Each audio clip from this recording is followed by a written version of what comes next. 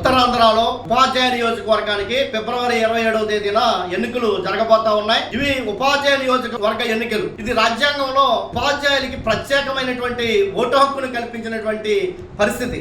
ప్రజానికానికి ఒక ఓటు అయితే డిగ్రీ చదివిన వాళ్ళకి 2వ ఓటుని కల్పిస్తే ఉపాధ్యాయులకి 3 ఓట్లు కల్పించారు. ఎందుకు రాజ్యాంగం ఉపాధ్యాయులకి ప్రత్యేకంగా ఈ ఓట్లు కల్పించారు అంటే ఉపాధ్యాయులు సమాజ నిర్మాతలు అనే ఉద్దేశంతో సమాజంలో ఉన్నటువంటి సమస్యలు సమస్తము తెలిసినటువంటి ఉపాధ్యాయులు కనుక శాసన మండలికి ఎన్నికైతే ఆ శాసన మండలిలో సమాజాన్ని నిర్మించే విధంగా పనిచేస్తారనే ఉద్దేశంతో రాజ్యాంగం కల్పించింది. ఇటువంటి పరిస్థితుల్లో ఉత్తరాంధ్రలో ఈ రోజున టీచర్ ఎమ్మెల్సీ ఎన్నిక జరుగుతూ ఉంది. కొంతమంది ఎమ్మెల్సీలుగా ఎన్నికే ప్రోగ్రెసివ్ డెమోక్రటిక్ ఫ్రంట్ గా శాసన మండలిలో ఈ రోజున అటు ప్రతిపక్షం వైపు గానీ పాలకపక్షం వైపు గానీ ఒరుగుపోకుండా ఏ రాజకీయ పార్టీలో చేరిపోకుండా 14 మంది 26 సార్లు ఎన్నికై ప్రజల పక్షాన ఉద్యోగుల ఉపాధ్యాయుల పక్షాన అధ్యాపకుల పక్షాన తమ గొంతుకుని వినిపించి ప్రభుత్వ విద్యారంగ పరిరక్షణ కోసం సామాజిక సమస్యల కోసం నిరంతరము పోరాడినటువంటి నీతి నిజాయితీ కలిగినటువంటి గ్రూపే ప్రోగ్రెసివ్ డెమోక్రటిక్ ఫ్రంట్. అటువంటి ప్రోగ్రెసివ్ డెమోక్రటిక్ ఫ్రంట్ తరపున పీడీఎఫ్ అభ్యర్థిగా ఉత్తరాంధ్ర